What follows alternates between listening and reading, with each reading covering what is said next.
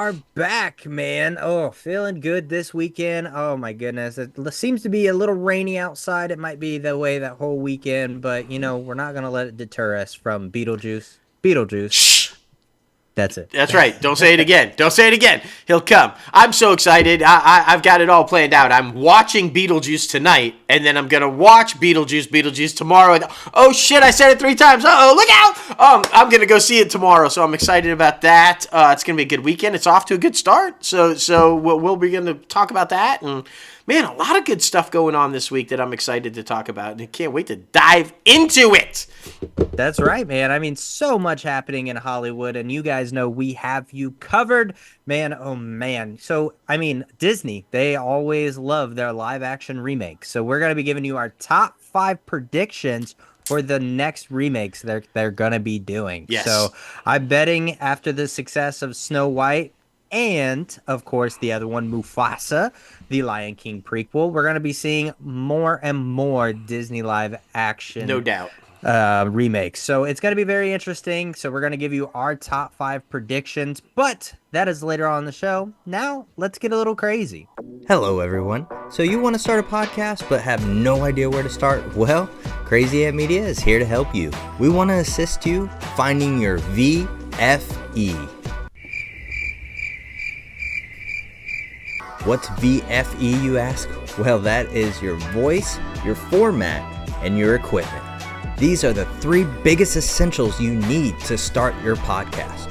All those hours watching non-stop YouTube videos or all those random website links, those are done. Just hop on a Zoom call with us and we'll talk about everything you need to know to create your own podcast and find your voice. Plus, we will send you home with a 12-page packet over everything we just discussed. Is very in-depth. It is definitely a must-need while trying to start your first podcast. Contact us at info@crazyantmedia.com today so that you can start finding your podcast voice for tomorrow. What's up, guys? Oh my goodness, we're on episode 271 this week, Woo! and you know your host with your most, myself, JLo Fantastic, and the one and only Mao. What's up? Man, oh man. Of course, before getting into the nitty gritty of the entertainment industry, be sure to leave a comment below, rate this podcast on whatever platform you're listening it to, and tell us what you actually think about this show, because leaving a rating actually helps this podcast get seen by more people who enjoy entertainment news, but more importantly, those who are trying to break into the entertainment industry so that they have a conversation starter if they're in that room where it happens. That's for sure. But we're super excited about this week. A lot of fun topics to talk about, and it's gonna be freaking fantastic. Yes. But before we dive into all of them, be sure to check out our website, www.crazyantmedia.com, where you can start rocking the latest and greatest Crazy Ant Media gear. No sale this week, but we're coming back at you. We have 2 sales left for the month of September. Yes. So if you follow us at Crazy Ant Media or at ITCAFpodcast or Everything's OKP, you'll be able to check those out. And then we also launched phase 2 of our Indiegogo page for our next film, The Lesson Plan. So if you guys want to learn more about that, be sure to go over to our website, like I just said, and you'll be able to get into all the nitty gritty of that, and maybe even donate a little bit if you feel so inclined, man. Yes, please. 20 people at $75, and we meet our goal, man. We meet our goal. Yeah. So please be sure to do that. We appreciate all of you that have already donated, and everybody out there who is gonna donate. It's gonna be a great freaking time. But of course, we're starting off with Disney. Now, something that I had no idea that would go past a few seasons, because you have legendary Hollywood actors, and then you have this basically in the peak, her prime of stardom right now with Selena Gomez. I'm talking about Only Murders in the Building is getting renewed for season 5. And this thing, man, it has become the topic of conversation around Hollywood. Anyone who has any prestigious knowledge or any prestigious rank in the entertainment industry, they want to be on this show because people are coming back from last season and there's going to be new ones coming out. Oh Yeah. my goodness. I'm honestly super surprised that it has gone on this long, because Steve Martin and Martin Short, they're getting up there, man, and they're still providing a lot of comedic energy that honestly, it takes a lot out of you. So kudos to them for still rocking and rolling. But I think being around Selena Gomez keeps them young at the same time. And it looks like they're all just having fun. Yeah, that's key, right? They're having fun, and it's first of all, it started off. It's a really original concept, so that helps, right? It comes right out of the gate as something really original that people hadn't seen before. Then, like you said, you line up this stellar cast. What it's done, though, what my opinion, and I'm not even old enough to remember this except for reruns, because I'm old, but not that old. But Batman, the 1960s Batman show, it's become that. It's become the show that everybody wants to guest star on. Everybody wants to be on the show. Back in the day, that was the show. The 66 Batman show was like big name celebrities wanted to guest star on it as villains because it had become this like, pop culture type phenomenon that if you were on it, everybody was talking about it. And I think that's what they've done really well with this. They've figured out how to take this really original idea and change it just enough each season to keep it original. And by rotating cast members in and out, it's become something really special. And I think that when you can catch something like that, run with it. And so far, so good. Does it have a shelf life? I don't know. Is it going to be one of those things where it goes for as long as the trio wants to go with it? Or will Disney give it a shelf life? I guess that's to be determined. But I feel like, it hasn't lost any popularity yet. So it might be one of those situations where we see this thing runs for as long as the trio wants to do it. So, I'm all in, though. I think that is a possibility, but with the state of the entertainment industry right now, I mean, I feel like they cap it at like 8 or 7. I mean, with hemorrhaging money, contracts come into it. People want to get paid more with the success of the show and things like that.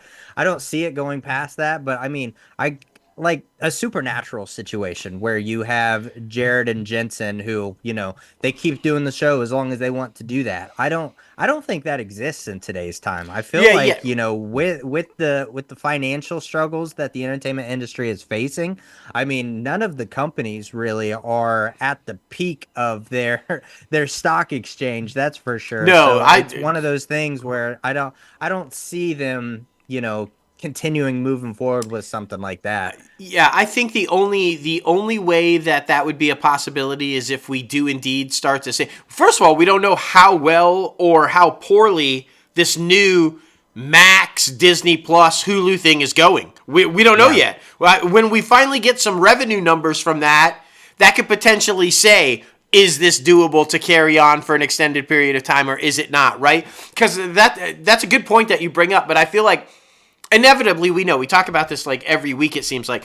If these mergers all continue to happen with the streamers and they do figure out this bundle deal where it's all of them in one place for one price, I think you could see some more longevity of shows because it would be more profitable for them and less expensive to produce. But if it doesn't happen, if that's not working, then yeah, I think the normal trend of 3 or 4 seasons tops for each show, right? I mean, Netflix is blowing it out of the water with Cobra Kai. Who thought 5 or 6 seasons for that? They're typically one and done, so I mean, you never know. But we'll keep our eye on it, though. For right now, enjoy it while it's there. Only time will tell, that's for sure. Exactly. Only time will tell.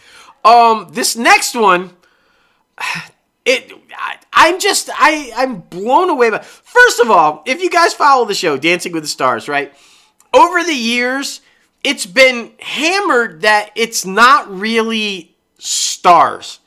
Even ABC came out and Disney basically came out and attacked the producers of the show going, try a little harder. These are not what you would call stars. And there was a big back and forth contention there. And the producers of the show basically said, well, give us more money because we can't get the bigger stars because we're not giving them enough money. But anyway, so there's always been drama there a little bit. But when you start to dip below C-level actors and C-level athletes to now convicted convicts as your star to dance with, we're starting to get in trouble, okay? If you guys haven't heard, they have literally casted Anna Delvey. Now, as you guys know, she was what the Inventing Anna series was based on Netflix. She's literally a con artist and fraudster who posed as a wealthy heiress and scammed a bunch of people out of New York's social art scene back in like the early 2000s, 2013, 2017, around that time. She's already spent 2 years in prison for that. She had to spend another 1.5 years in prison for overstaying her visa. And she's currently under house arrest and under investigation by the immigration authorities while they're trying to determine what her deportation case is looking like and what they're trying to do to get rid of her. So she's dancing with a bejeweled ankle bracelet. I just don't get this. Are they that desperate that they're willing to literally cast a convict? What are we saying to society? Saying, yeah, oh, sure, this is fine. She hasn't really. The problem I have with it, right? I'm all for convicts getting second chances, people who have made mistakes, trying to get. But she has no remorse. She still doesn't think she really did anything wrong. And her response to the backlash of her casting is, get over it. It's just a little dance show. So she doesn't even care that people are angry. She's like, fuck off. I have a problem with someone who has no remorse about what they did and then getting rewarded basically because she's getting paid for this. So, I mean, it's just... I don't know, man. I don't. What are your thoughts on it? I just think this is digging deep. This is getting real desperate, I think. Like, yeah, well, I mean, Dancing with the Stars, obviously, it had its cancellation. It came back. It only moved to Disney Plus. It came back to ABC. It's been in, honestly, hot waters for the past 5 years, I would say. Yeah. So it's always very interesting to see who they put on there.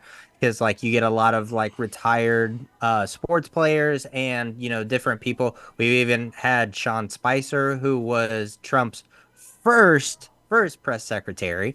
So, I mean, they always get the most random people. So it's very interesting to see the dynamic of their decision making, especially when it comes to something like that. Because, Yeah. I mean, yeah, for comparison, I mean, I could only imagine seeing somebody who has been, you know, through the court proceedings, but is also a prolific political figure, is Rudy Giuliani. I could see him being asked to be on Dancing with the Stars because it's such a random, out of left field response to help pay his legal bills.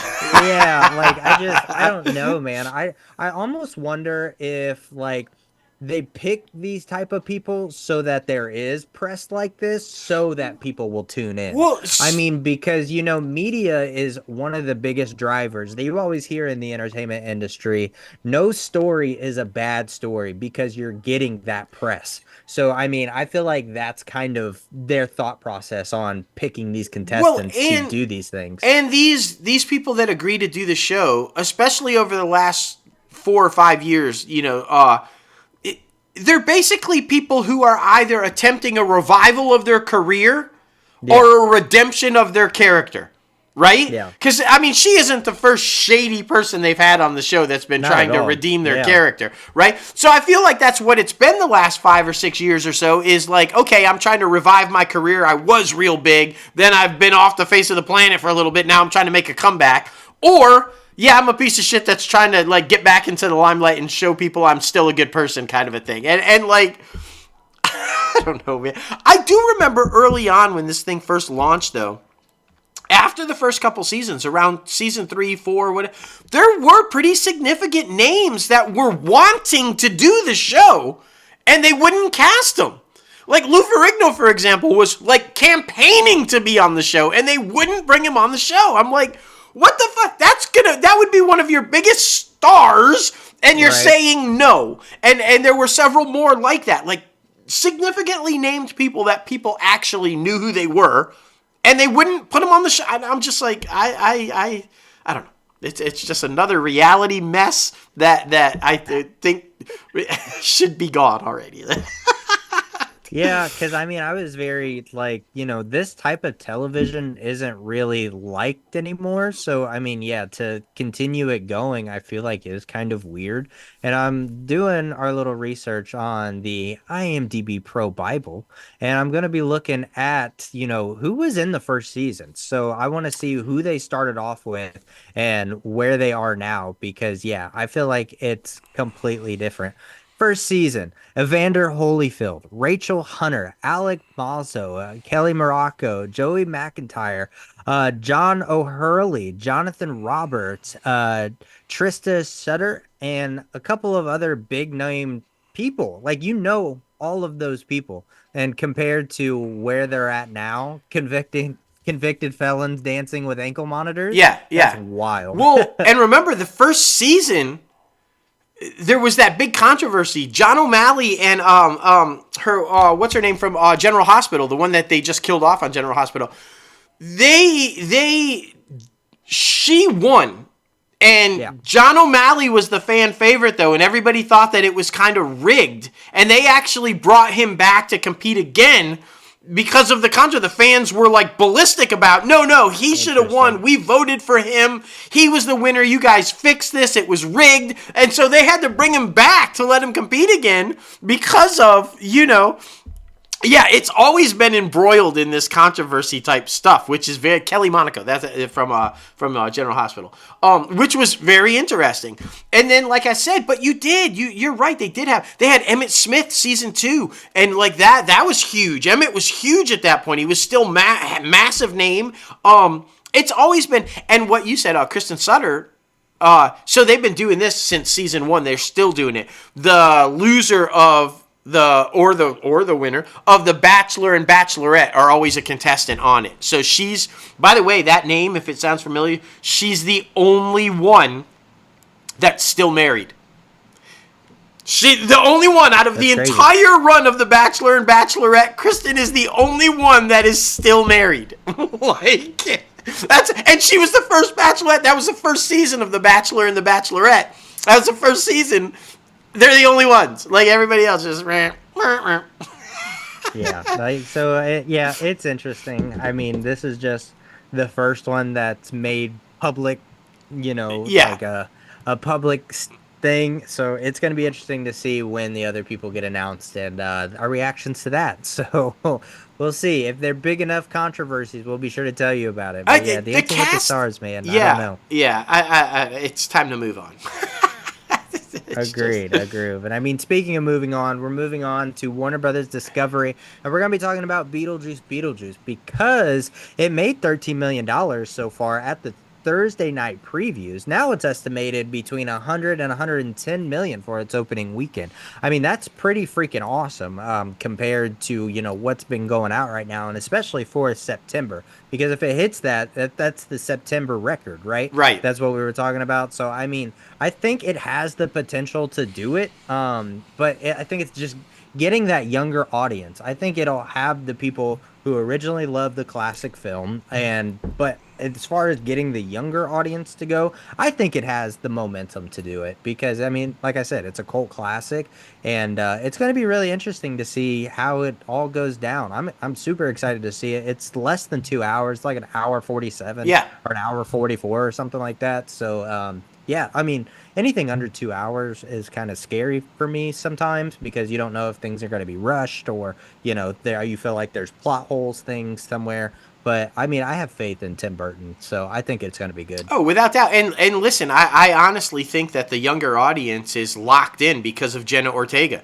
She is the go-to girl right now. She's in everything. She's the one that everybody wants in every project. She's going to draw the younger audience. So you're going to get the nostalgic audience like myself for Michael Keaton and Catherine O'Hara, right, from the original. And then Jenna's going to bring in the youth. So I think this movie potentially I think this is going to do really well. The studio is putting it out there at 90 to 95. So they're underselling it. You know how they like to do it. But with that 13 million, it should definitely crack 100 million, I think. Yeah. And what I like is Keaton. He was like, for anybody who doesn't know the original and watch the original before you watch the new one, he only had about 15 minutes of total screen time in the original movie. Like, you Yeah. only saw Beetlejuice for a very limited amount of time. But that time was so over the top, crazy, and insane. That's what made it all work. And apparently, the original script of this thing, when they were doing it, he was featured far more heavily in Beetlejuice Beetlejuice. And Keaton went to Burton and said, no, let's not do that. Like, the beauty of it is the fact that he is only in it limited, and that he messes with everybody else's lives on this limited scale, and he wanted to keep it that way. And so that's what they did. And so I don't know how much, I haven't seen any estimates about what the total screen time for him is in this one, but it will follow along the first, similar to the first one, where he is not heavily in it, but when he's in it, he's like, Beetlejuice. So I'm excited for it. I really am. I'm super pumped for this one. I just think it's going to be fantastic. And yeah, I'm loving, can I just say, all the resurgence, obviously, of Michael Keaton Douglas. Yes. And I'm a huge fan of Jenna Ortega. She has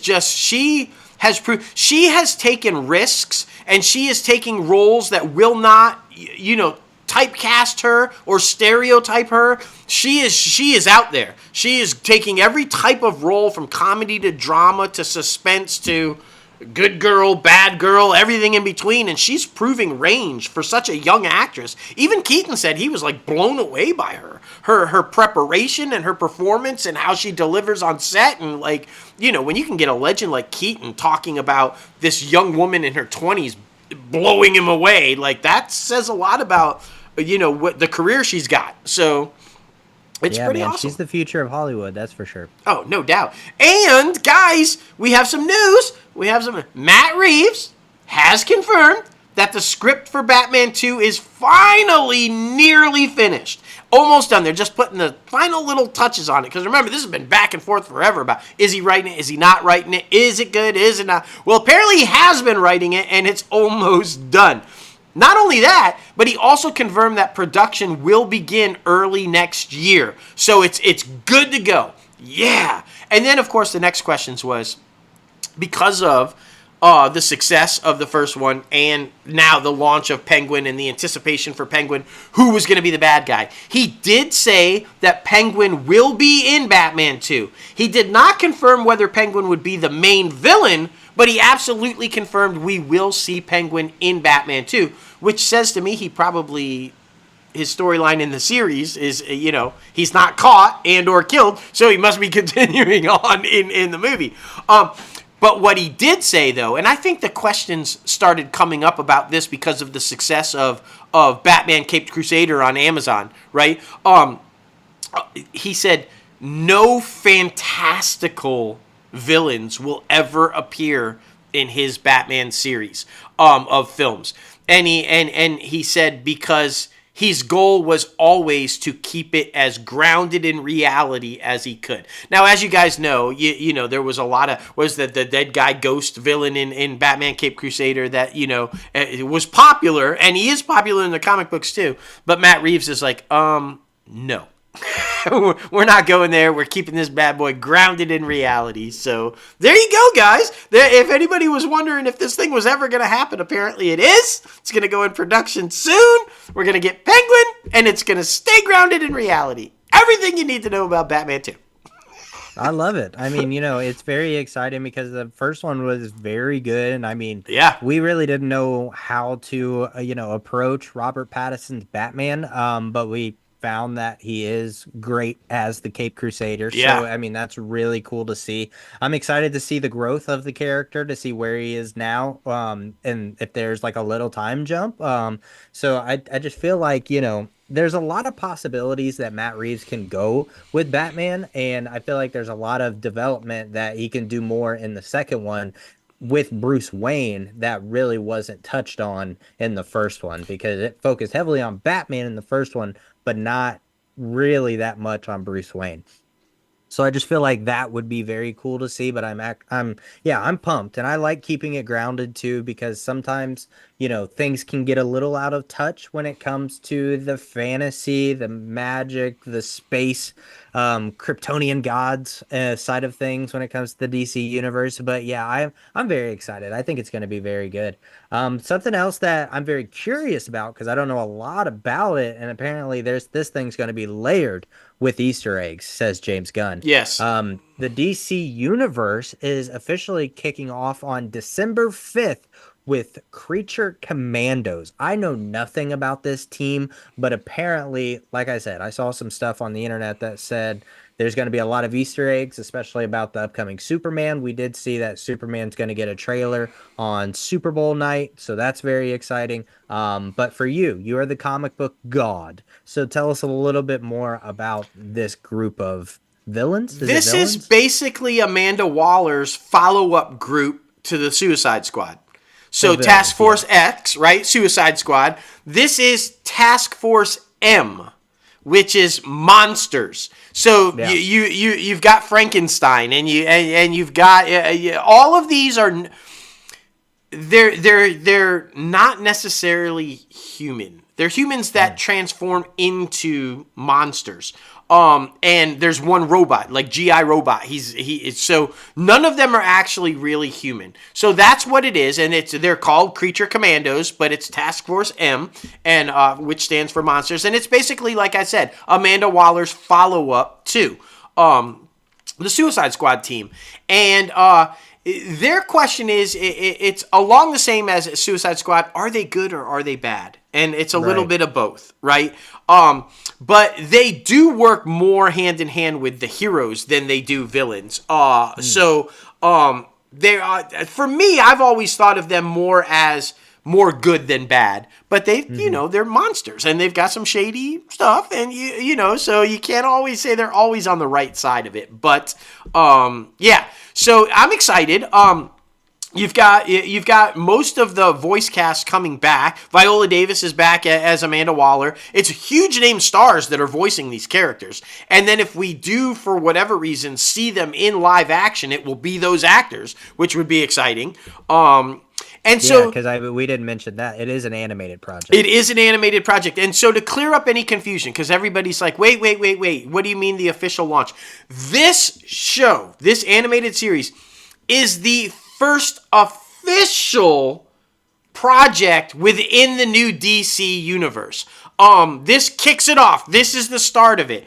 I know there was some question about, but what about Blue Beetle? He'll be appearing in it. Yes, but Blue Beetle that movie was outside of the canon of the new universe, even though it'll be the same actor and the same character moving forward in it. This is the first official kickoff of James Gunn and Peter Safran's new DC universe. Now, the first official live action, this will be the first official film in the DC universe. But this is the first official project, and they are connected. Like you said, Easter eggs galore. Superman will likely make an appearance in this thing. I wouldn't be shocked. Or at least Supergirl, but some connection there, without doubt. And as Gunn has made clear, the animated series, the live action series, the films, the video games, the comic books, they will all now be linked moving forward. It's all one universe, all canon moving forward. So, yeah, I'm excited for this, though. They dropped the trailer, by the way. If you guys want to watch the trailer, it does kind of clear up any confusion as to who these people even are and how they fit into it or whatever. But I'm pumped for it, man. I'm pumped for it. And speaking of, since we are now officially launching it in December, a huge budget, big production now. They're finally moving forward with the Lanterns, okay?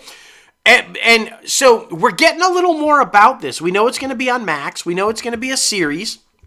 So apparently, even though Green Lanterns are like the protectors of the universe, they each have sectors in the universe, right, of space that they patrol. Earth happens to fall in these particular Green Lanterns' domain, right? They're protecting this section of the universe. Yet the story, now that it's starting to be leaked, is very grounded. They're investigating a murder that happens in the Midwest on Earth. Like, why would we need Green Lanterns to investigate a murder that happens in the Midwest on Earth unless it has something to do with Interstellar? Maybe that's going to how to play into it. But the real story is, we know it's going to feature John Stewart. He's the new young guy. And then there's going to be an already established Hal Jordan, legendary Green Lantern, that's kind of guiding him and mentoring him, and they're going to try to figure out this case together. Well, we still don't know, or at least I don't remember, who's playing Jon Stewart. We haven't gotten, as far as I know, any confirmation on that. But we are hearing now who could potentially be playing Hal Jordan. Josh Brolin. Maybe. Apparently, he was offered the role, but James Gunn and nobody else within DC has confirmed that. And then, according to other sources, Timothy Olyphant and Chris Pine are also on the short list. And if not them, other names being rumored are Matthew McConaughey and Ewan McGregor. I do know, though, that I saw today that apparently it's Brolin's to pass on. So at some point, I'm assuming Gunn is going to confirm this. But if Brolin passes, then it's Timothy Olyphant or Chris Pine. They are the next two that have the shot at it from what I'm seeing, from the sources that I'm seeing, and we're getting. That is it. So will we get a confirmation from James Gunn about Josh Brolin? Will Brolin take it? Does he want it? If not, but those are the names. Those are the potential Hal Jordans. Who it ends up being, who it doesn't, I don't know.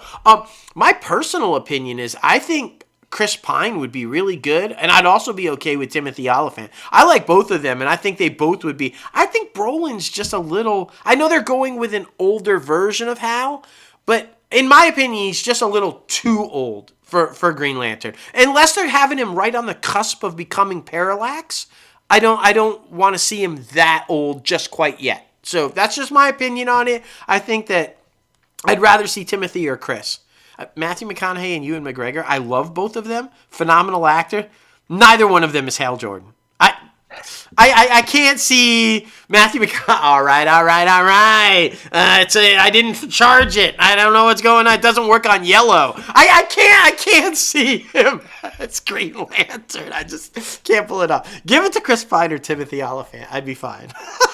I know it's very interesting too because like they're going for all of these names that are in the rotation. They're going for these high stature A-list actors, which I mean, is fine. We love seeing, people who could potentially wear this moniker for years to come. But at the same time, like these are also all of these actors who we just named. These are actors that are very, very, very busy. They stay busy. Yeah. Like they love doing a lot of different things. That's my only worry about casting any of these 5 people that we mentioned is that it would be a one-off series. It would be a limited series. Like I would like to see more and more of what could come out of this because like you said, they're doing different things. And I mean, it sounds very Star Trek-y, coming down to a planet and solving something and then, doing whatever. Right.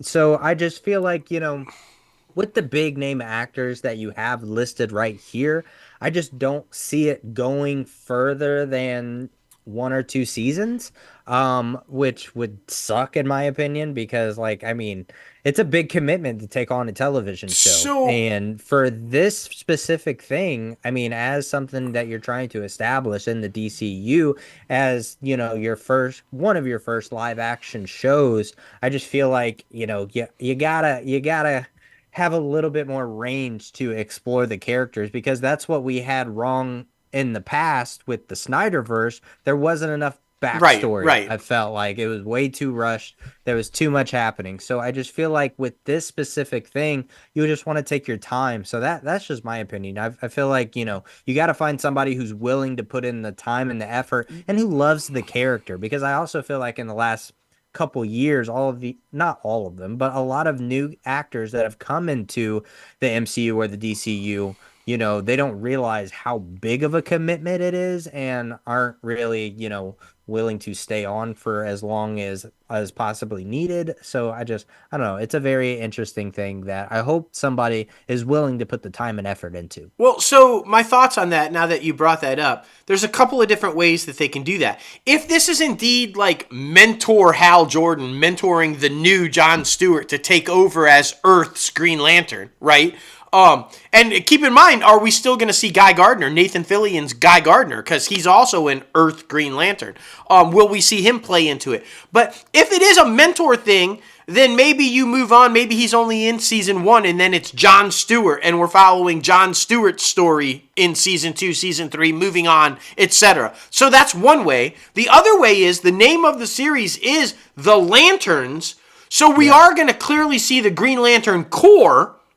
So maybe each season you change it up and we don't follow just Earth's Green Lanterns. Right. Maybe we see more of the Corps in different sectors of the universe, and we're introduced to Kilowog and like all these really, there's so many badass Green Lanterns, anybody who knows the Green Lantern Corps, that we could explore. So if that's how they do it, then that's another way to maybe potentially carry it on from season to season and keep it fresh. So, but I'm with you. If it's always going to be like a buddy cop thing and it's Hal and John, and yeah, you can't only go so far with that. I agree with you. So I think you just have Hal mentor, then hand it off, and it's a Jon Stewart Green Lantern series.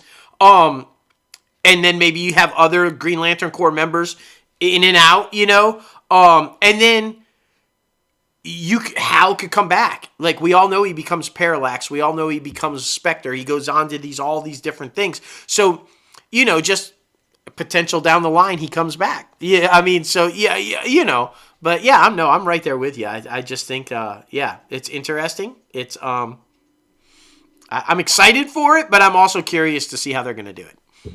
Yeah, for sure. And I mean, speaking of some buddies who have starred in some movies together, George Clooney and Brad Pitt are returning to their Oceans franchise for apparently Oceans 14, and they're reporting eyeing the All Quiet on the Western Front director Edward Berger to take on the directing gig. Now, this one is very interesting because if you guys don't know, it's been a little bit since the last Oceans movie. Yeah. And since the first one, it's been at least 20 years. So, I mean, to come back to where they are now in their lives, because Brad Pitt's 60. I'm sure George Clooney is around that age as well. So it's going to be very interesting to see how they approach the dynamic of that specific type of genre of film. Maybe they take the more planning effect and then letting everybody else do it. Maybe they bring in a younger group, or because if you guys don't remember, a couple years ago, Ocean's 8 happened with Sandra Bullock, Rihanna, Cate Blanchett, a couple of other amazing actresses in that. And they figure out, how to combine those two. It's technically two different franchises, I guess. I mean, it's the same franchise, but it's two different storylines, so it'd be interesting to see them combine the storylines. That's my hope for it, because with the Oceans franchise, it just got worse and worse every movie. Oceans 11, the best one, it was great, everybody loved it. Oceans 12, it was all right. By the Oceans 13, it was like, what the fuck am I watching? I mean, obviously money becomes less and less and less, and but yeah, I just, this is interesting to go back to this franchise. I think probably what happened is they were working on Wolves together and then realized how much they actually missed working together. And they were like, let's go back to the Oceans franchise. I mean, people loved it. We loved working on it. And I mean, it's one of those films where you have a star-studded cast. So it'd be cool to get like Matt Damon, Don Cheadle back, so it'll be interesting to see. But yeah, I mean,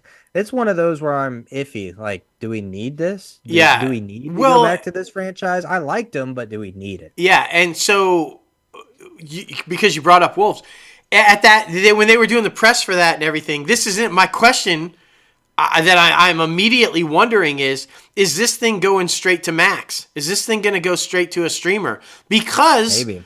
When they were asking them, they were interviewing them, and one reporter just flat out came out and said it. They're like, how do you guys feel about, this movie not even being offered a theatrical release? It's going straight to a streamer. And Clooney joked about it, but you could tell that there was some seriousness in his tone, and he said, well, we're washed up. We're past our prime. We're not the big stars anymore. And Pitt laughed, and while it was a joking kind of you could tell that he was probably a little bit serious.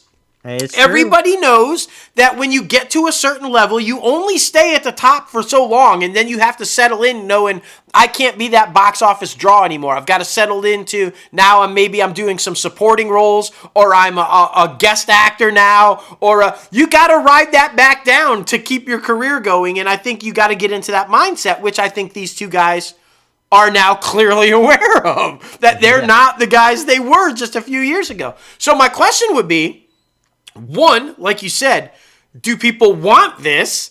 And two, is the studio willing to take a risk theatrically on it, or will this be a straight to a streamer film? Which I think it would probably be more successful on a streamer. I do. I'm with you. I didn't like the last one. I don't think it was necessary. I would rather them focus on the prequel ones, keep going with the girls storyline. But if they're going to do this one, my personal opinion is I think it would be better on a streamer. Case in point, I just saw that the Fall Guy had massive numbers on Peacock during Labor Day weekend. So my point I'm trying to make is, sometimes even with huge name stars, it just does not do well at the box office, but then does really well on streaming. So like nobody went and saw The Fall Guy, even though it had two huge name stars, right? Emily Blunt and Ryan Gosling, but they're in droves watching it on Peacock. So maybe Pitt and and Clooney could just like, hey guys, look at that formula. Why don't you just go here? I don't know. I'm just saying. Speaking of, jumping over to Universal. This is exciting, and we love her. Obviously, we had the unbelievable pleasure of interviewing her on her exit from this show, her swan song, her like, I'm all done with it, I'm moving on. But apparently not. As you guys saw over the last couple seasons, she's been popping in and out, and apparently that's going to continue. Kelly Giddish is back as Amanda Rollins on Law & Order SVU this coming season, and guess what? It's a guest star role, but she's going to be in multiple episodes. Like I'm guessing probably 13, 14, 15 out of the 26 episodes she's probably going to be in. Now, here's the interesting thing, though. I think she's going to be more closely involved with Elliot and the organized crime, because what they're saying is that she's not coming back to the SVU unit. She's going to be working for the NYPD intelligence unit. And the intelligence unit has New York police officers stationed in countries all over the world and dealing with international crime coming into the United States, which we know Elliot was a part of that. He was on the intelligence team before coming back and going into the Organized Crime Bureau. So, and we've already seen that there, yes, for anybody worried about, even though, Organized Crime is going to be on Peacock, they are doing the crossover event with all three Law & Order shows like they always do. And she's playing heavily into that crossover event. I think, and they've already, if you're a fan and you've been watching it, they've already hinted at her relationship with Stabler. That she might be leaning more that way. So this is going to be interesting. Is this going to be a potential spinoff into organized crime? Is she going to appear over there more often?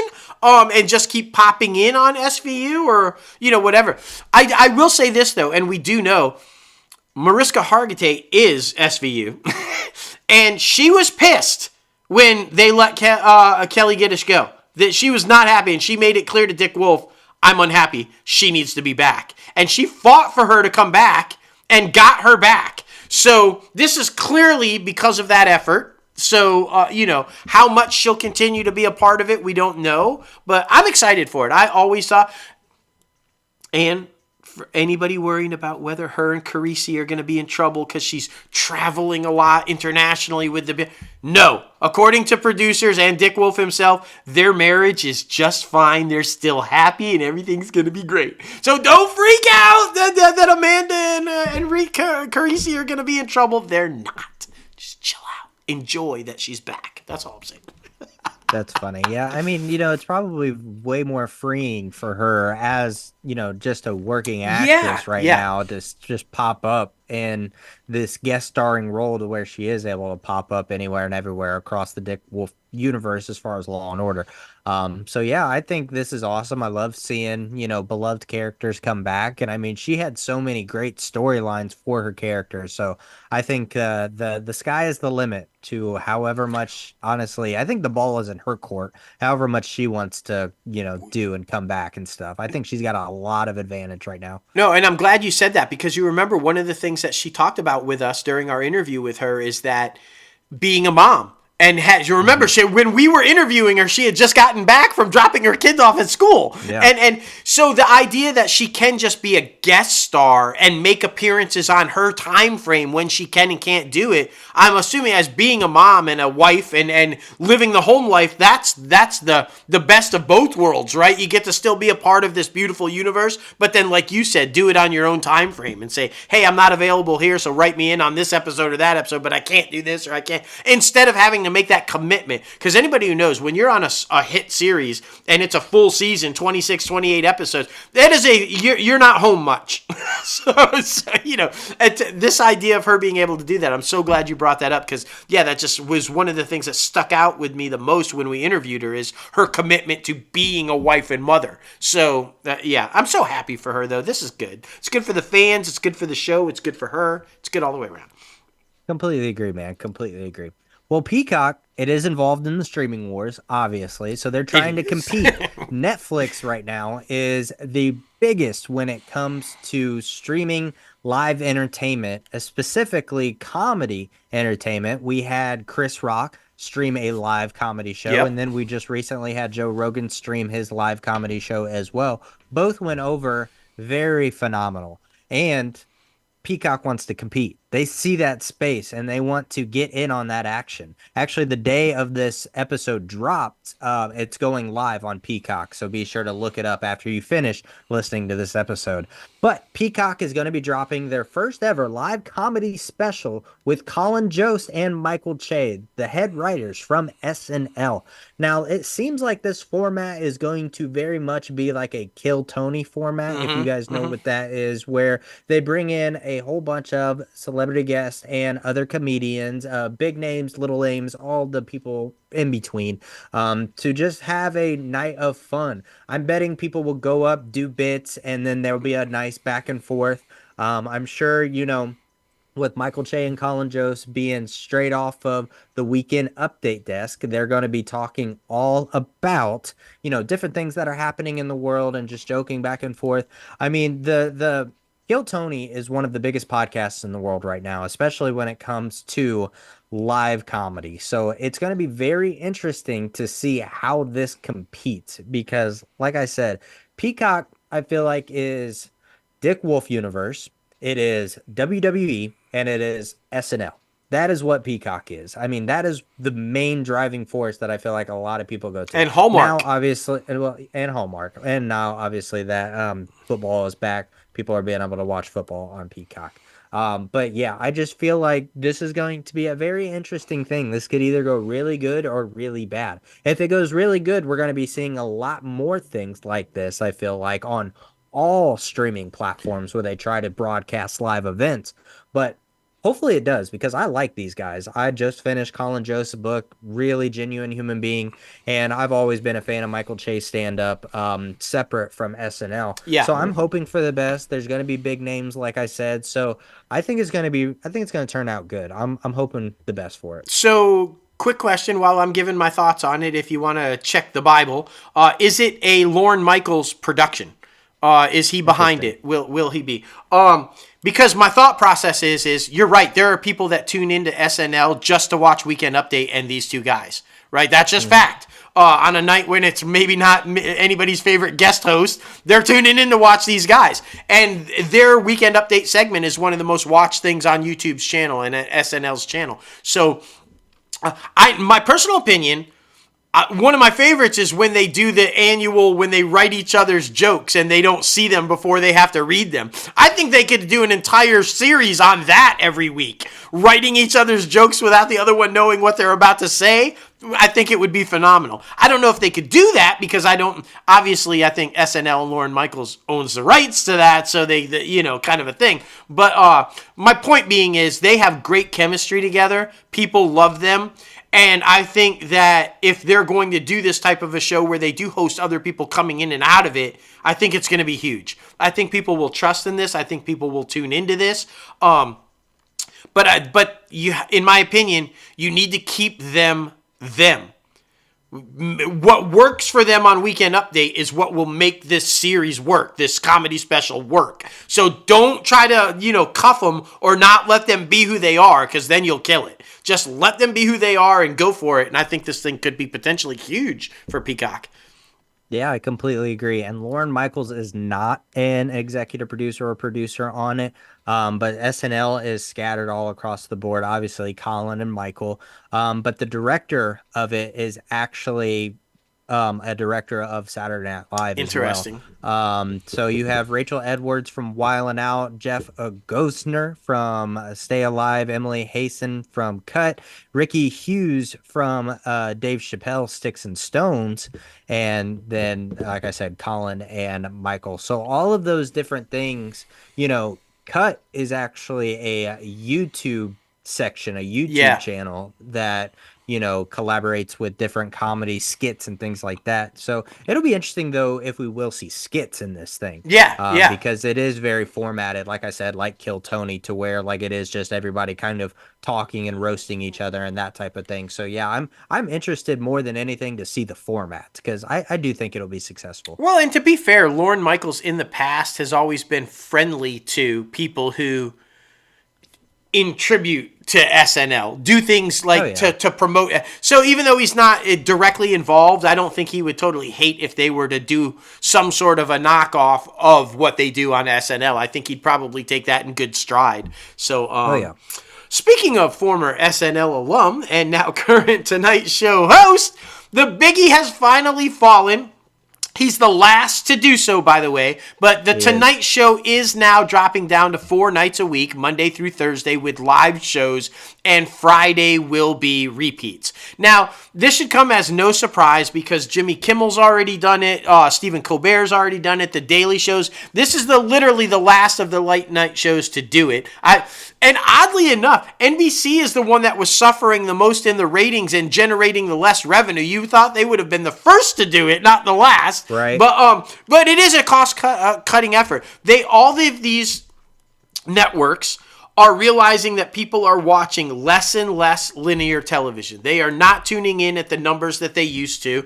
They are not getting the ad revenue that they used to, and so yet they still have to pay all these people, these big-name hosts, and what goes on these shows.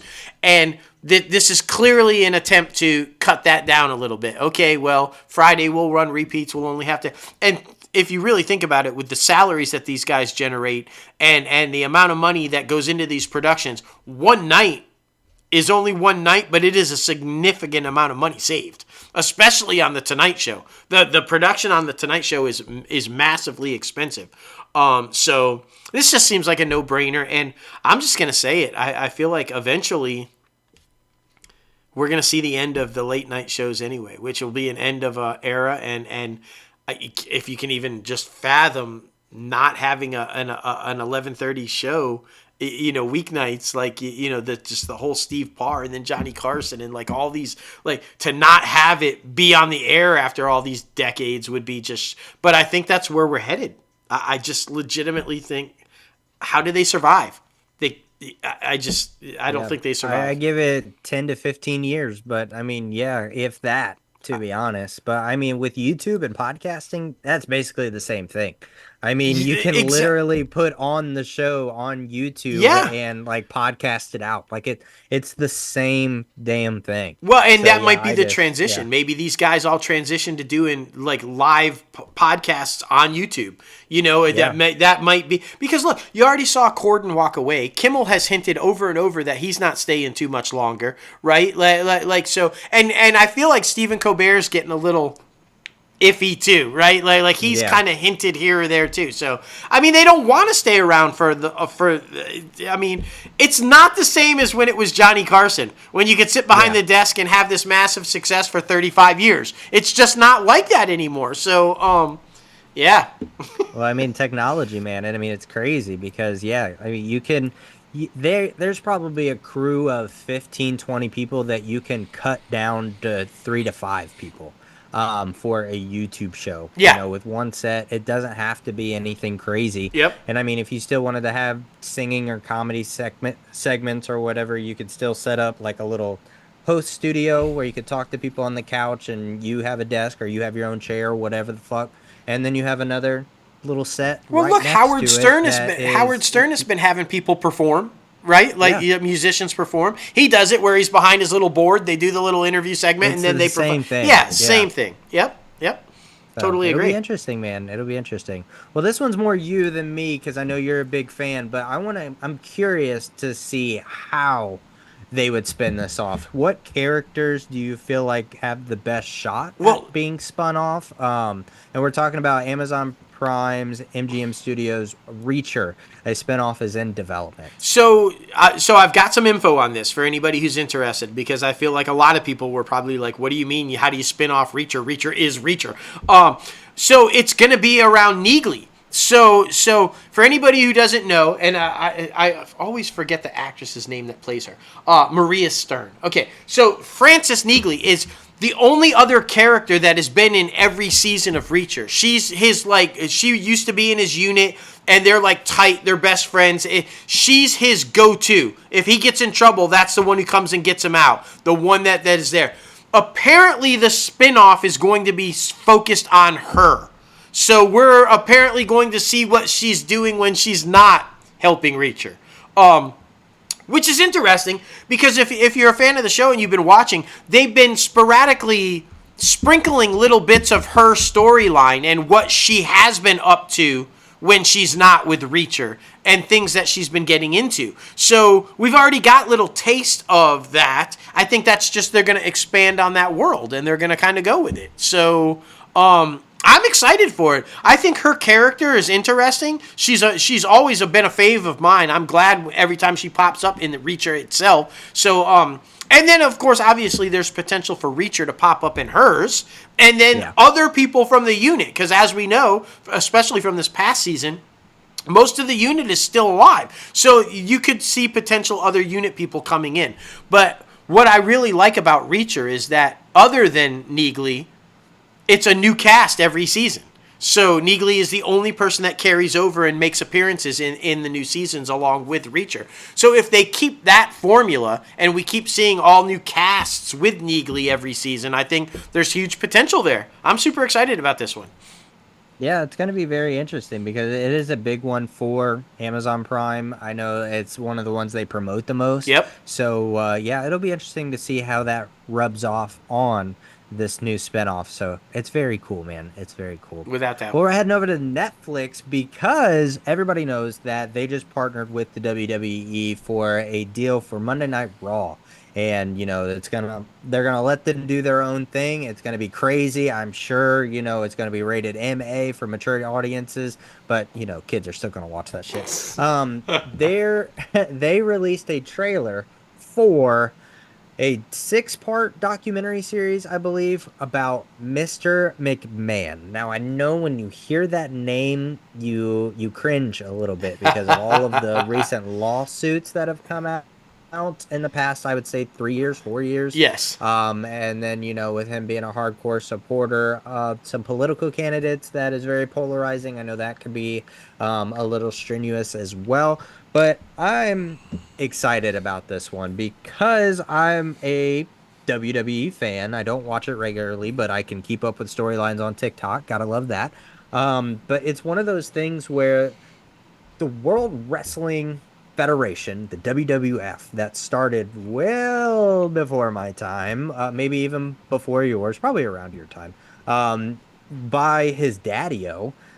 He bought out the company, and we're going to go through that whole process. We're going to learn his whole life and how, in the trailer, he's making it sound like that the character kind of overtook the real him. And they're gonna not, shy away from all the controversial shit, all of the lawsuits, all of the craziness that is his past behind the scenes of the WWE. And I think it's gonna be very cool to see, that transition from, him being a kid watching his dad run this business and then going into him being this billionaire on top of the world, kind of doing whatever he wants.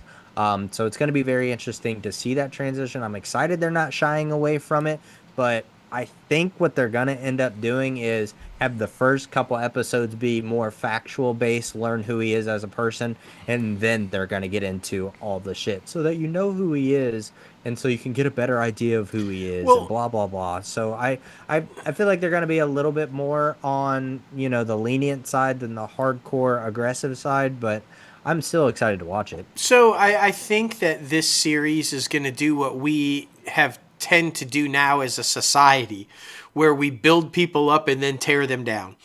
And this, True. I feel like this series is going to do exactly that. They're going to Yeah. build him up and show you how he went from humble beginnings to groundbreaking shit that had never been done before to make him a self-made billionaire and to put him on the world stage. And then they're going to show you how power and money corrupt. Because I do believe that inherently he probably was a good man. And the things Right. that he started off with the WWF and how he incorporated Mid-South Wrestling and Deep South Wrestling and all the... Because anybody who was a fan of heels, that's kind of like legit. It was these pockets in certain areas of the country that had wrestling. And what the WWF did and what Vince McMahon was able to do is bring it onto a national stage and somehow merge all these little ones into what eventually would become just the WWF. He basically bought out all these little Mid-South and Deep South and all these things and brought them in. Forced them in. But it is what it is. And so what he was able to do. So, and I believe that was all positive and all great stuff. But clearly at some point, when the money and the power started kicking and he started losing his shit. And I mean, we see it over and over and over again where money and power, if you don't have the right people around you, if you get involved with the wrong stuff, will destroy you. And I feel like that's what happened to that's the Vince McMahon story in a nutshell, right? A good man who built something that nobody had ever seen before for a positive, wonderful thing, and then got torn up by the machine and got corrupted and then just went off the rails, man. I mean, like you said, they're not going to shy away from the raunchy, just disgusting sexual shit that he was doing to people and basically pimping out his wrestlers to do the sexual shit to these people, and then all of the tax evasion and all the kind of just everything that the guy got eventually caught up into. So, yeah, I'm right there with you. I think the first couple episodes will probably be that let's build him up, and then the remainder of the series will be let's tear him down and show you the downfall.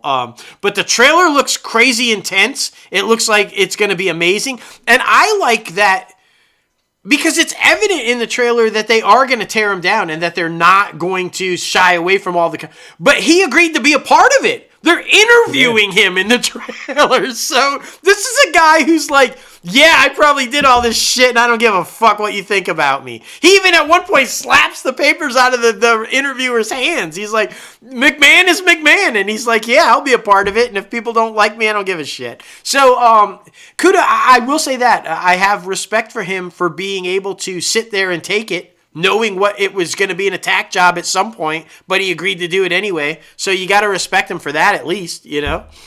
Yeah, it's gonna be cool. I'm excited for it. I'm excited to see because it looks like a lot of historical wrestlers come back and like talk about, what he meant for the business and what he did. But then Yeah. it'll be interesting to see if the wrestlers touch on any of that shit. So yeah, we'll see, man. We'll see. Well, because they were... Sorry, I just... On your point there, because... they were a part of that. These are guys that probably respected the hell out of him. That guy made them huge stars and made them worldwide people. And they saw his his like downslide and the drastic change of personality and who he was becoming, it had to have hurt them. I mean, I'm sure that they were really good friends with them and had a relationship with him. And it's like anything. If you see one of your best friends or a family member start this horrific downfall into like, of course it affects you. So I would hope that they include that in the interviews, because I feel like a lot of those guys, in my opinion, probably tried to reach out and help Vince. Be like, hey, man, where are we going? You're spiraling. What can we do to help you, kind of a thing? And, so, yeah, I think that's going to be a huge part of it. So, yeah, completely agree, man. Completely agree. But now we're going over to the top 5 segment, man. And this one's fun because, Disney has a lot of historical properties that they have yet to be made into live action projects. So I think this was a fun one to try to predict. So this week it is top 5 predictions for Disney's next live action films. yes. And and we'll give you some reasons too. For my number 5, it goes to Atlantis, The Lost Empire.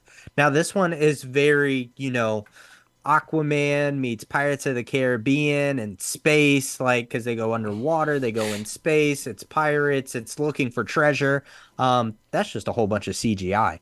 This is a beloved film that's kind of more on the cult classic end when it comes to Disney's animated projects. And this one actually didn't really do well. It caught some legs in the past decade, I would say, that people started enjoying it more. It's kind of like Lucas's films with the prequel films that weren't really liked when they came out, but now they're fan favorites type thing. Yeah. And I think this one would be very easy to do, and it doesn't.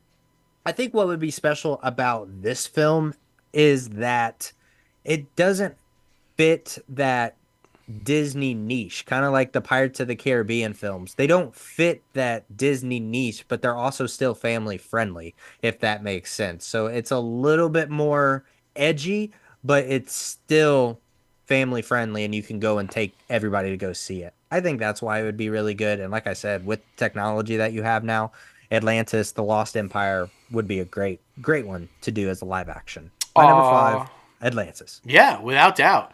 My number 5 is one that we've seen live action films of this with Kevin Costner. There's been a ton of stuff, but we haven't seen it with our beloved Fox. We haven't seen it with there's a few reasons why I think this one would be really good. Because of the success of the live action Lion King, because of the success of the live action Jungle Book. People are really flocking to seeing the live action, if you will, even though it's a lot of CGI, of the animal type stories of Disney's animated films. So I'm talking about Robin Hood for my number 5. I think a live action / CGI version of Robin Hood would slay at the box office. I think they would be adorable looking. I think that they would kill it with that CGI, making these realistic looking animals doing this storyline. And this storyline always resonates well with people. There's a reason why Robin Hood has been around as long as it's been around. It's the idea of stealing from the wealthy to give to the poor, to take care of the undernourished, to take care of the people who need the help, and to take it from the evil, right? Evil giving to good. That storyline will always resonate with people. Specifically when they're going through bad times like we are now, where the economy is rough and people are suffering. The idea of this hero, this anti-hero, if you will, stealing from the powerful to give to the poor, I mean, it just works in what we're dealing with in society today. And if you could do it in an entertaining way with cute animals, I mean, come on. So for me, it just seems like a no-brainer. My number 5, Robin Hood. Let's make that happen. I think it would be fucking awesome. That's all I'm saying. Oh, for sure, man. For sure. My number 4 goes to Big Hero 6. Now, granted, I have never even seen this film, but I mean, wow. I've seen a lot of people talk about it, and I get a lot of that reaction. Yeah. But I mean, it's basically a team up superhero, like, friends bonding robot. Like, it just seems like a lot of boxes that get checked, specifically for Disney, that I feel like would carry on for this. Like, I know they're about to do an Incredibles 3, but when you're done with the Incredibles, I feel like Big Hero 6 would be another one that you could easily fall into that would that scratch that same need that Incredibles does, the superheroes, the family dynamic, the friends dynamic.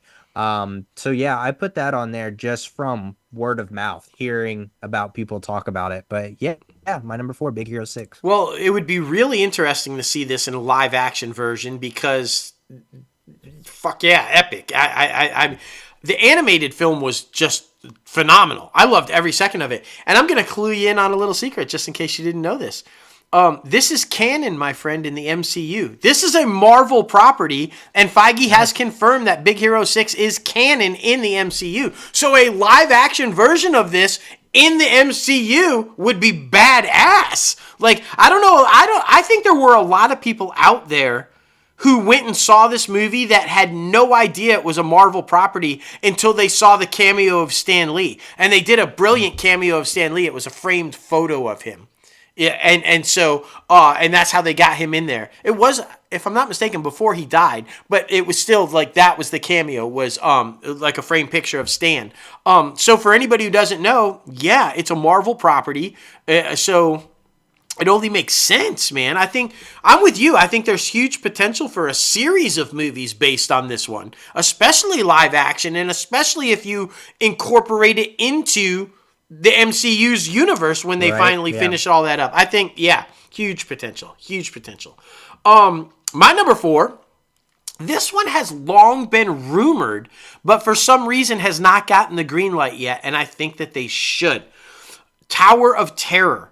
They have been long rumored to want to make a movie based on this ride, and the premise would be, my guess would be, it's some sort of a mix between a horror supernatural movie and then a disaster movie. Because I feel like it would be like Towering Inferno, where you're somehow trapped in this like horror spooky ass building, and like the tower, obviously at some point you're trapped and it's falling and the building's going to collapse, or whatever the case may be. But because as you guys know, with the ride, you're in like this thing and you drop the whole distance of the entire tower down. This one makes sense. I feel like you could pull this off, especially if it's got some sort of a supernatural feel to it or a horror feel to it. Bring Blumhouse in, let him do what he does, and then incorporate it into this like tragic, disaster type building falling type thing. There's room there, and people eat that shit up. And if you do go the horror route with it, it would be inexpensive. We all know those are cheap to produce and make massive money. So Disney should be jumping all over this one, man. Make a live action of Tower of Terror. It's not like the first time that they would do one that, they make movies based on their rides all the time. Pirates of the Caribbean. I mean, there's so many of them. So they did what? Just Haunted Mansion with Eddie Murphy just recently. So Tower of Terror just seems like a no-brainer. Let's go, Disney. Make this movie. That's my number 4, Tower of Terror.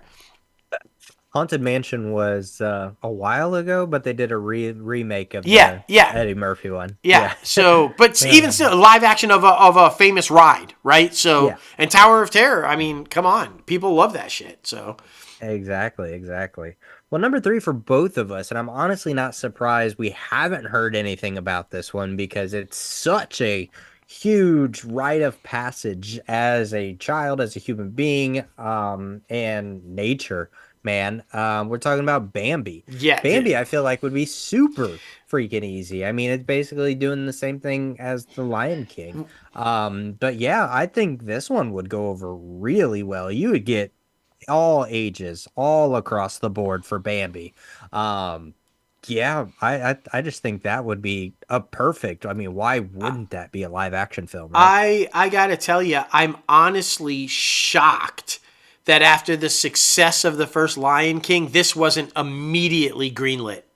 I would have thought this would have been like an immediate green light the second that the Lion King went over so well. Because with my number 5 with Robin Hood, you've got to take a little liberty. It's live action, but you'd be seeing these adorable animals in clothes, right? Yeah. Like he's still got to wear the Robin Hood gear. But this would be straight up like the Lion King. This would be a deer and a rabbit and the people in the forest, in their natural habitat, telling this Yeah. story. I think this would be successful if they did exactly what they did with The Lion King and make this a frame-for-frame exact replica of the animated film, but in live action. I think it would be massive. I'm right there with you. How anybody at Walt Disney Studios or Walt Disney Animation didn't immediately go, that's the next one, because that would Right. it makes no sense to me why this thing hasn't been greenlit and immediately put into production. Because I mean, this would be huge. The question would be, because we all know the controversy of Bambi, right? Like the death of Bambi's mom. Do they show it? Do they? Because remember, they don't necessarily show it in the animated film. You know it happens and what it is, but I think that. In my opinion, that's the way I think they should still go. Don't traumatize kids with seeing mom get shot to death, right? Just Right. like it happens, we know the story. And they've done that with Lion King. We know what happens. We know there's death there that spawns this story and so they were able to do that and not scare away the kid audiences, right? You could do that with Bambi too. Just, do it subtle, but but yeah, number 3, I'm right there with you. Bambi, man. Let's make this happen. Shit. For sure, for sure. So with my list, I tried to go the first 2, 4, and 5 cult classics. I don't know if you'd consider Big Hero 6 cult classic, but Atlantis for sure. Bambi, historic IP. Oh, yeah. And then for my top 2, I decided to go for hugely popular franchises that seem to not be dying anytime soon, even when we think they're over. So my number 2, I think, would go to Toy Story. If y'all don't know, first ever Pixar film. So I feel like this franchise is obviously, at least for the next 2 or 3 years, is not going anywhere. And I do think that with the technology that you have now, you would be able to make those toys look so freaking good. And I mean, of course, bring back Tim Allen, bring back Tom Hanks. To voice them. I Yeah, just- absolutely. Yeah, I think that would be I think that would be a no-brainer as well. Because, yeah, I think kind of like with the Bambi situation, you could live action that with CGI so easily and make it like such a fun story. Or you kind of turn it into, I'm trying to think of like a current day film that is half the live action animated and half like real live action. That's not like the recent Tom and Jerry movie because they went cartoon and live action, kind of like Who Framed Roger Rabbit, but something kind of in the middle.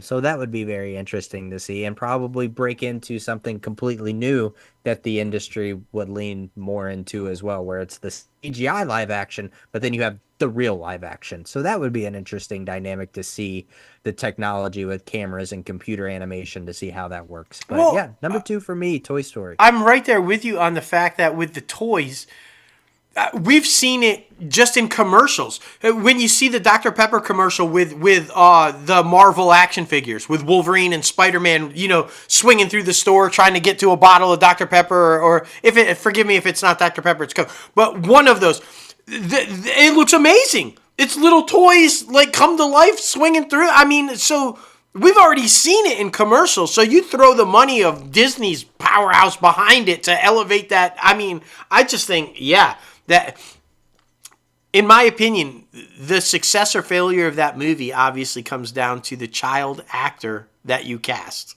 Yeah. Right? I mean, it's a no-brainer. You got to go with the legendary voices for Buzz Lightyear and all of that. But who do you cast in the lead role? Because that kid has to bring it or it fails. That, in my opinion. I just, I don't know. My number 2, this was a massively successful animated film for Disney. Huge. Made a ton of money. And I think, again, this is a legendary story. We've seen somewhat live action adaptations of it. Not very good ones, in my opinion, and they're really old movies. But I think a modern day telling of this in live action would be stellar. The Hunchback of Notre Dame. Come on. Quasimodo? Let's fucking go. I think this would be amazing. And I'm just going to throw it out there right now. and I hope he doesn't take this with any offense, because I don't mean it to be any kind of in a negative manner, but I think who would absolutely fucking rock as Quasimodo? Can you guess? You know who I'm talking about. Paul Giamatti. Fucking Paul Giamatti as Quasimodo would be fucking badass. He could bring the level of intensity that you need, but also the sincerity to make you feel for him and cry and want him to be like, yeah. Oh my God, Paul Giamatti as Quasimodo in the Hunchback of Notre Dame live action. Please make that happen, Bob Iger. Please make that happen. Yeah, I just think this is, again, like, I go back to my Robin Hood thing. This is a centuries old tale of despair and sorrow and overcoming success, and it's something that people resonate with. You connect with the characters. You feel there's empathy, there's anger, there's all these things that echo what we're going through in society today, but to tell it in a way that entertains and makes sense and starts conversations. And I just think a live action Hunchback of Notre Dame right now, today, would kick ass at the box office. I'm just saying. Either Paul Giamatti, or my pick would be Paul Walter Hauser. Also, yeah, really good. Yes, I think either one of those. You got some choices, but who would you have to play the old mean man? They're so Clint Eastwood. I mean, he's like, I mean, he might be a little too old at this point to do it, but yeah, I don't know. That's excellent. Now I'm in my head. Now I'm gonna literally. So when we come back on next week's show, I'll have my cast for the live action. The reason I went with Giamatti, because everybody knows I love Giamatti. I think he's just a brilliant actor who doesn't get anywhere near the credit he deserves. But with the holdovers, with his stanky eye, so I'm just thinking Quasimodo with the fucked up face and eye, and then the hunchback. I'm just thinking Giamatti kills that shit, man. Yeah, I mean that's valid. I think. Who is it? Ian McKellen. Yeah, Gandalf. McKellen, I think he would be pretty dope. Jesus Christ, him against Giamatti, the acting skill there. Fuck. That could win an Academy Award. Shit. Damn. Yeah, it would be interesting. That's for sure. Oh, it would be. Sure. That would be so good. That's funny. My number one, I picked it because I think it's inevitable. I think this thing is going to be turned into a live action movie at some point in time, just because of the overwhelming popularity that it's had in the past decade. I think you just give it a little bit more time and a little bit more time to reach audiences who are growing up now. It's going to be turned into a live action one, because that would be so easy.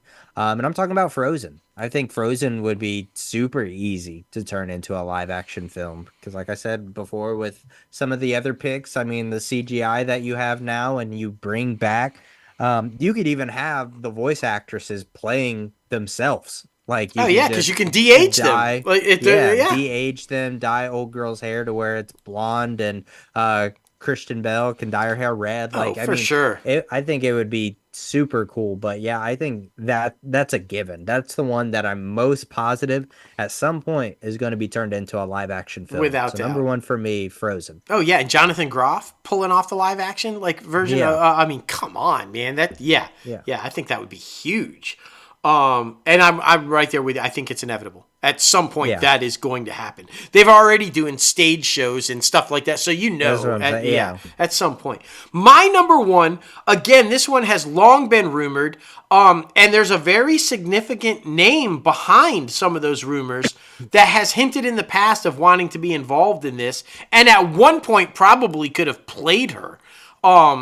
Maybe even still with just a tad of a little bit of de-aging, but still possible. I'm talking about a live-action version of fucking Tinkerbell. Oh my gosh. Tinkerbell has a story outside of Peter Pan, y'all. There's a whole thing going on in her little world outside of being Peter Pan's best, right? So the idea of exploring Tinkerbell's world I think it would be huge with little girl audiences. You probably bring in I think it would be massive. And the name behind it that I'm hinting at was Reese Witherspoon. Reese Witherspoon has long said this is a property she would have liked to have developed into a live-action film. I think back in the day, oh my God, Reese Witherspoon as Tinkerbell would have been freaking adorable. She'd have been so awesome as Tinkerbell. Get her daughter, bro. I mean, they look exactly alike. Exactly. Yeah. I mean, obviously, the success or failure of a live-action Tinkerbell would be who is Tinkerbell, right? Because, I mean, it has to be. But this just, again, it seems just like something that would very much along the lines of a Little Mermaid or something where it's a very strong female character. You're following along in the fantasy of her world. Maybe even you vary from the Tinkerbell storyline with Peter Pan. Maybe you just bring Tinkerbell into the real world. Maybe she's interacting in the real world, and have her try to, go the Barbie route maybe, where here's this, adorable little pixie fairy that comes into the real world and is somehow having to try to adjust. That would be interesting. I don't know. There's so many possibilities, but the idea of Tinkerbell has long been one of my favorite Disney characters. Anybody who doesn't know, early modeled after the animated Peter Pan back in the Marilyn Monroe. What was it? It was the influence for the animated look and feel of Tinkerbell. And I just think, I mean, come on, who doesn't want Tinkerbell? Exactly. My number one, Tinkerbell. Good picks, man. Good picks. I feel like all of these are, good in the running, to be honest. And, so Disney, if you're listening, Bob, listen, Alan, let us know. Let us know. We got you. That's right. We share a name, bro. Bergman. We're not going to steer you wrong, exactly. Okay? Come on. Exactly. But we want to know, what is your prediction? What do you want to see turned into a live action film? Please be sure to comment below in the YouTube comment section, all the good things. And reach out to us on all the social media platforms. We're here for you. We are. Now we're heading over to the box office recap. Deadpool and Wolverine came back into the number one spot. It's been over a month since its release date, and it's still pushing $20 million. Yeah. That's insane. It came in at number one last week with $19.4 million. Number two was Alien Romulus with $11.1 million. Number three was Reagan with $10 million. I'm surprised it made that much. To be honest, I am really surprised it made that much. Twister's coming back into the fold with $9.6 million, and it ends with us at $9.5 million. And then, of course, new movies coming out this weekend. You got Beetlejuice, Continue, The Front Room, Horde, and Facing the Falls. And then, of course, movies you can still go see right now: Blink Twice, The Forge, Trap, The Crow, Afraid, and a couple of others in select theaters near you. No, I just want to say for all of our listeners and followers and fans out there, go see Continue. If you can find it at a theater near you, go see it. That's our friend Nadine Crocker, just a stellar human being. She is an absolute gem. You remember we had her on. We talked about her film Desperation Road, but this is her new film. This is the one that's about her life. It deals with some heavy subject matter, suicide and depression and a lot of stuff. But this is a beautiful story that tells how she overcame all that. And this is a beautiful film. And it's not in a lot of theaters, but if it's near you and you can find it, go see this film. I know Nadine would appreciate it, and we would appreciate it. And I can't wait. I'm hoping we can get her back on to talk about this one, because I'm super excited about that. And congrats to the people behind Reagan. I don't think anybody thought that thing was going to make the top 5, let alone 3. What? Yeah. I mean, it was the only new film that was released this past week that cracked the top 5. And it did far better than expected. So, kudos to them, because he's still a controversial character, and especially Republicans are not liked at this particular moment. So the idea that could crack the top 5 and land at number 3, well done. Yeah, it is very surprising. That's for sure. Heading over to the IMDbPro's top trending segment, Alien Romulus came in at the top trending movie. Top trending TV show is The Lord of the Rings, The Rings of Power. I think that one's about to come back for season 2. And the star is Kaylee Spaney. So that is all very exciting. Yes! Man, so very exciting. But anyway, thank you so much for tuning in to episode 271 of ITCAF Podcast. We got to thank you, the listener out there. We appreciate you. Thank you for getting crazy with us every single week. Yes! And, of course, be sure to follow us on social media. at Crazy Ant Media, at ITCAFpodcast, at Everything's OKP. We have a new episode of Everything's Okay out right now. Healthy body, healthy mind. That's right. So be sure to check that out. You wonder what that's about? Trauma, depression? No, it's about exercise. That's what it is. So be sure to check that out. And you guys know where to follow us on social media. Myself at JLoganAustin and at Crazy Ant CEO. That's right, man. And our Indiegogo page is up for our film right now. So be sure to head over there. Maybe we'll even start linking the description in the bio and below, so everybody can check out that page. And feel free to donate if you would like to. We would really, really appreciate it. And be sure to subscribe to this podcast anywhere you listen to your podcast: Apple Podcasts, Spotify, Google Play Music, iHeartRadio, Podbean, Stitcher, and so much more. And then, of course, be sure to visit our website, www.crazyantmedia.com, where you can stay up to date with everything happening here at Crazy Ant Media. But man, oh man, I think this week it was very interesting to talk about the confusion that is the Green Lantern series. It's funny that you brought up Buzz Lightyear, because I feel like Buzz Lightyear is kind of just like a sub-genre child of the Green Lantern Corps, because there's a Lightyear Corps. So that's very interesting. Yeah. I just made that connection. So I'm excited about everything that's happening with DC. I think, in Gun We Trust. Definitely excited about seeing Beetlejuice this weekend. And, all things are rocking and rolling here at Crazy Ant Media. So it's an exciting time to be alive. That's for sure. Absolutely. So I'm looking, because I just wanted to make sure that we did not miss anything as far as Jon Stewart went. The only thing that's been confirmed so far is that they are looking for a much younger actor than who they are going to have for Hal Jordan. That's the only thing that's been confirmed. Our boy Washington, Denzel's son there, he's rumored. There's some solid picks that I think you could go with. There are a lot of around that age, like early 30s kind of age actors that I think could kill in the role. So we will definitely stay on top of that, because I think whoever you cast in that role has to be able to hold their own against whoever they cast in as Hal. So it's going to be interesting. And I'm almost wondering, do you just kind of go with an unknown in that role? Exactly. That's what I'm saying. I think that would be more beneficial. It makes more sense, right? Because they're billing it as Hal Jordan is the legendary Green Lantern of Earth, and he's the mentor. So it makes sense that he would be like a recognizable, known guy, right? But then to have the newbie that's just got the ring and he's having to learn again, to have an unknown kind of works, Yeah. So I don't know. We'll just keep casting all this stuff. Why not, right? That's it. That's all it is, man. And obviously, I love talking about anytime that we can talk about what's going on with films and update people. I just now what's going on with Batman. Now when the launch of the DCU is. All this kind of stuff.